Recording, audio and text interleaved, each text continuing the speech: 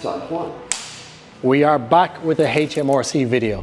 For those of you who don't know, we've been repairing your project so we can pay off a £38,000 tax bill because of some misunderstandings.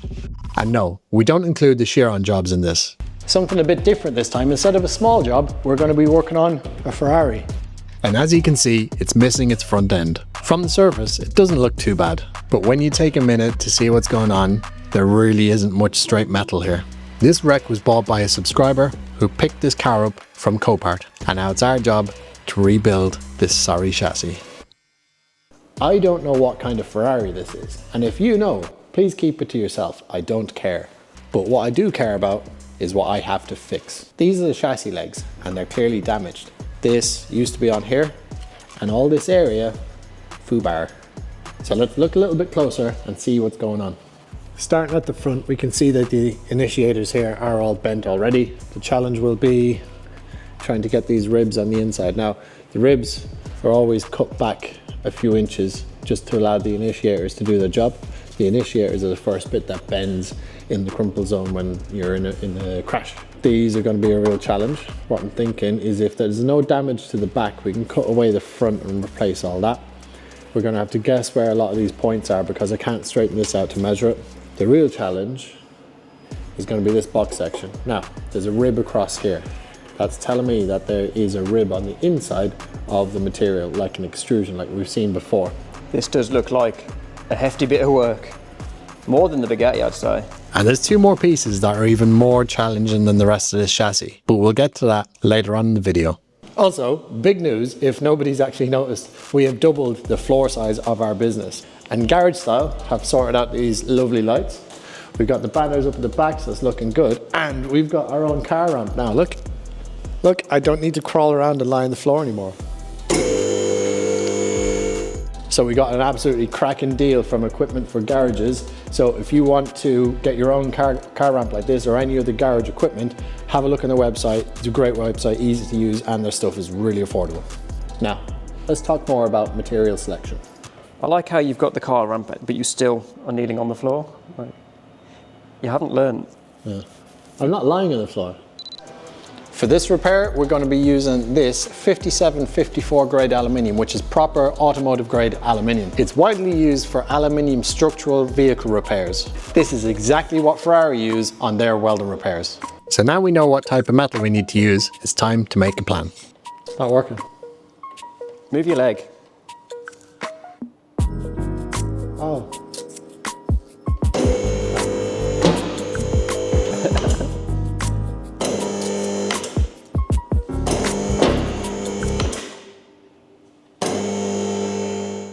Right, we have a plan. I'm going to keep 50% of the material from the car, straighten what's left, and then rebuild the stuff that is too damaged. So, for example, all this is too damaged. Gotta go, gotta go, gotta go, gotta go. All that stuff, gotta go. But what I will do is keep the back side and keep some of the top. I'm gonna cut the front of these out, so 90 degrees across there, down here, across that weld, get that out, cut up there, and so on. Cut the bottom bit out, cut that out, gone. I'll probably dig out all this stuff and replace it with nice welds. Across there, down there, get rid of that. This is going to be a bit time consuming. Yeah, they look mangled. Yeah, because of the ribs on the inside, they're going to be a right nightmare. But the problem is I don't know the distance because it's all been going that way. So where does that go? Does it go here or and here? They're both mangled, where on the Bugatti, when you had one, so you had a reference point on the other. But we'll come to that a bit later on. We'll burn that bridge when the cows come home. So all that's left to do is cut out anything that can't be saved.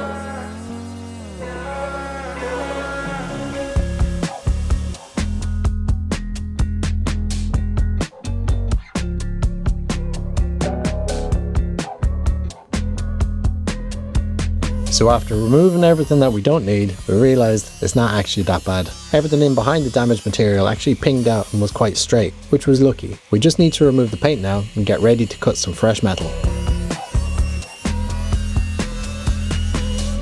We are at the point where we start cutting up some metal. So the first piece I'm going to put back in is this piece under here, so straight across. And hopefully this harder aluminium won't be too much work for this metal saw.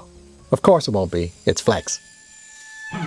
So, piece by piece, we get each section cut out, cleaned up, and ready to weld back into the car. Believe it or not, this is exactly how Ferrari would put this back together if it was to go to one of their approved workshops. The only difference would be is they'd replace this entire section, but as seeing as we can't get these extruded parts from Ferrari, this is the way we'll have to do it. It'll be just as strong, and the welding, in my opinion, will be much better.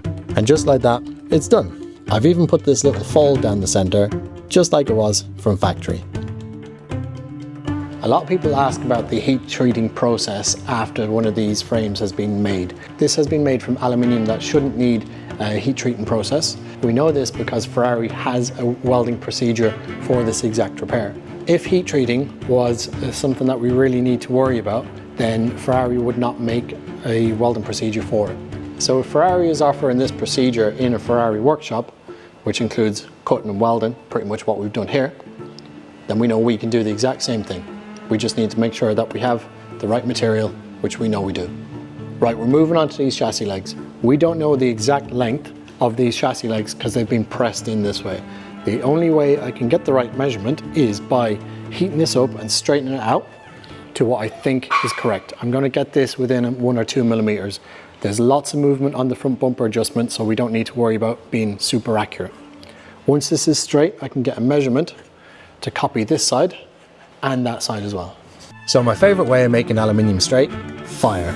And for those of you who haven't seen me use this process, we set it up with the blowtorch first, then we burn off the black soot, and once the black soot has been burnt off, we know it's at the right temperature for bending. That's called annealing.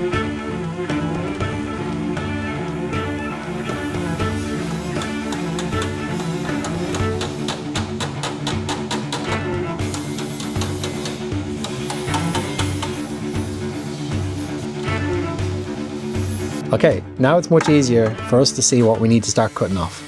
Just like the last repair, we cut off anything that is too damaged or too bent to give us some much needed space for the new aluminium going back in.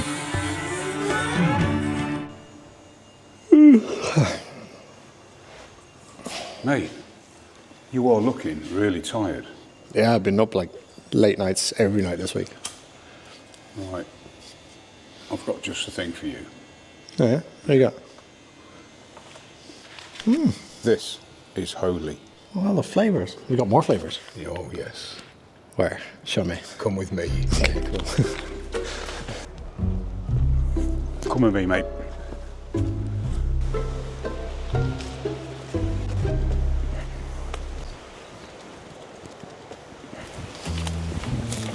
Lads, it's okay, it's okay. This is Bob from the machine shop. I heard you have something for me. No, come on, lads. Show them your favourite flavour. They're all sugar-free too. Strawberry, kiwi, that hits differently. This is energy. This will make you work. Has anybody got any shinies? Look at that. That's another piranha one. And white peach is slay. Here, I'll have the banana one. Nick, What? can I have a pomegranate piranha? Oh, mate. Please, No, just one time. This first one. Go on then. Please, thank you, thank you. All right, Bob. What do I do with it? Put it in the magic container, shake it, and get it down here. I'll do that now. Yes. Holy is your better alternative to classic energy drinks with zero sugar and amazing taste. The flavors are super fruity and intense, perfect if you're fighting the midday low or after a heavy lunch. So if you want to try Holy for yourself, use Bob5 for £5 off your first order. Or use code BOB for 10% off any order. And thank you Holy for sponsoring this video. It wouldn't be possible without you. Great taste, but with a clear conscience. So we've been on the track saw, and we've made some pieces. One to go in there, one to go in there. Now, I need to replicate the initiators, or the people in the comments will get annoyed at me. Oh, we didn't put the initiators in.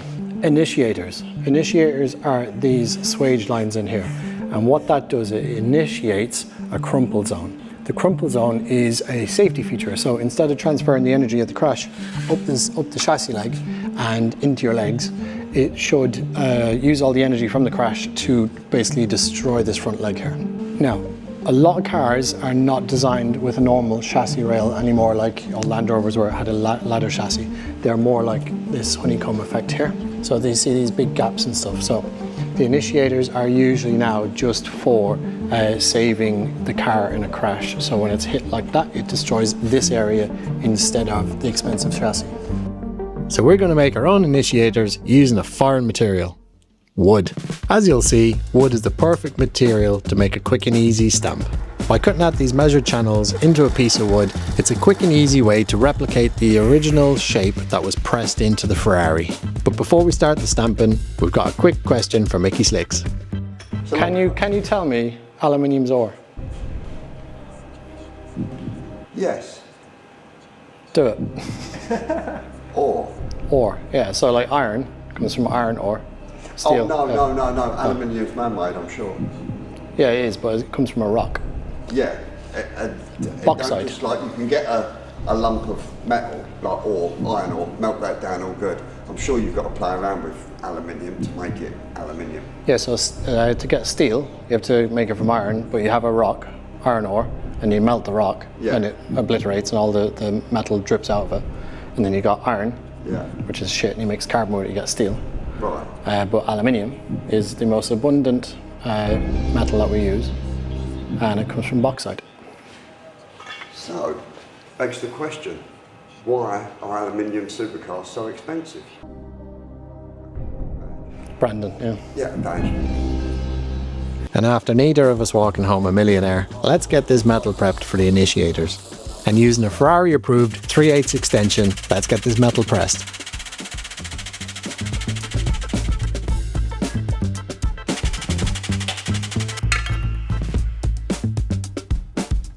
Now all that's left to do is make a corner piece. Then we can get it back in the car.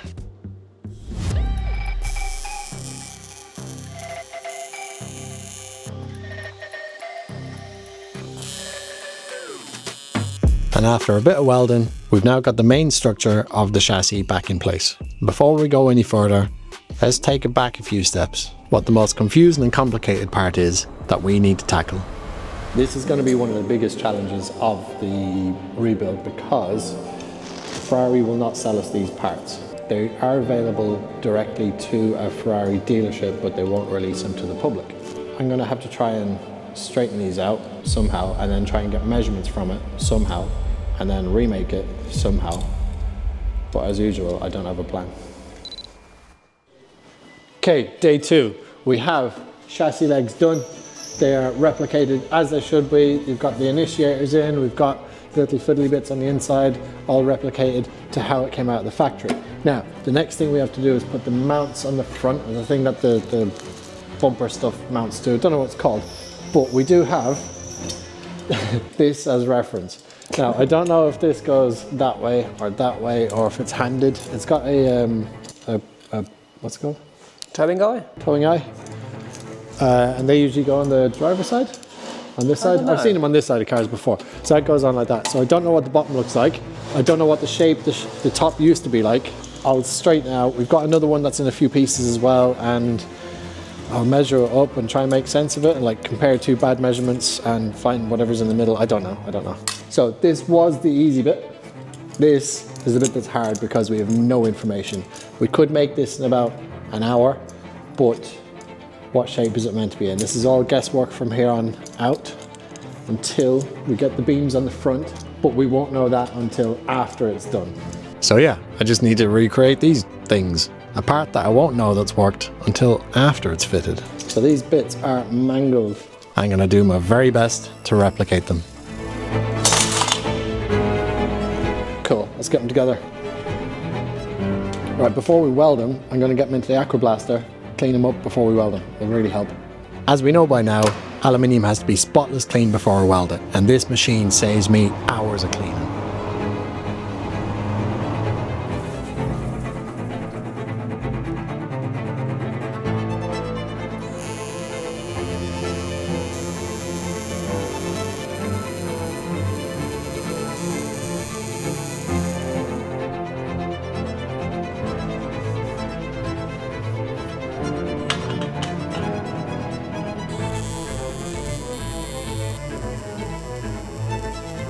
These bits are broken. This is my version of these bits. Let's see if it fits. Oh look, it fits. First time. So, the next step. So this goes on somewhere, either there or there or there, which is a big problem because this sets where the front bumper is going to be. So if it's too low, you could have like a big gap between the bumper and the lights or something. If it's too high, then the bumper won't go on, it'll foul on the lights. I'm going to try and take a measurement off there. There is a bit of a witness mark across the back there, you see here? Yeah. Because Ferrari, when they're spraying things, they'll be sat on the floor and then they'll spray at it. So if you look underneath here, look. See the way the paint comes down, but there's a shadow here where they don't actually paint. Oh gosh, yeah. The car's on the floor and they're just so that's actually helped us here. It's given us this witness mark because they have not painted it properly, in my opinion. So that would line up to the top of the chassis. I can get a measurement from the witness mark, the paint mark, to the top of here, and that'll give me roughly where to go. I can measure that down and set that on there, and that'll give me the height. Now there's a little bit more detail on this witness mark. It's not just this faded line, but there's actually a tide mark there from where the dirt is, the road dirt. That's within a mil, which is closer than anything else on this car, in my opinion. So let's measure both left and right pieces to make sure this is actually correct. There's 5 mil in the difference. Really? Yeah. On both pieces? Yeah. Oh my god. That's not off the, well that is the paint, but there's also the tide marks which should be accurate. It just shows that the chassis legs are at different heights. I think you should do what Ferrari do. It'll be okay. Like everybody knows Ferraris are a really nice car to drive, I presume. But like the engineering choices are interesting, we'll say. So doing just as Ferrari did, let's get these thrown on the car and let's get this car finished.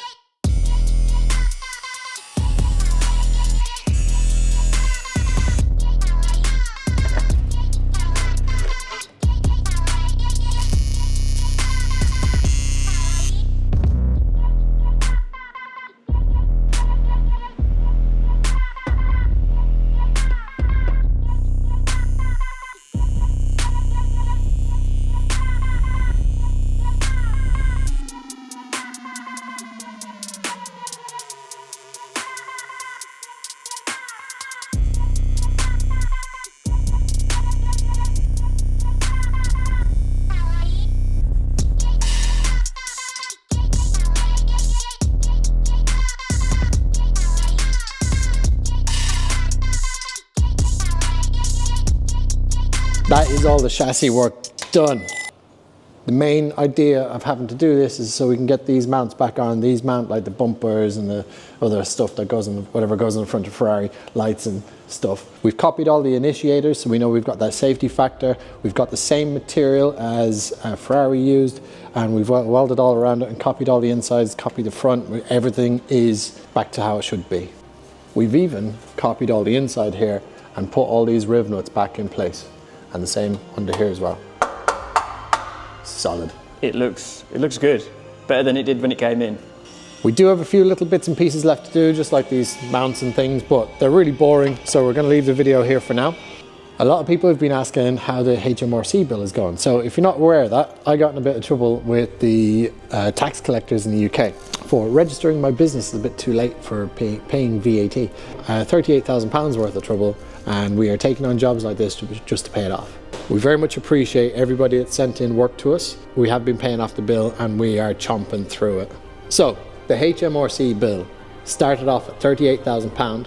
Today we are down to £26,000. We are going to revisit this car a little bit down the line when it's totally finished. If you like the build, give us a like, and you want to see some more, hit the subscribe button. And don't forget, we've got merch on sale down in the description.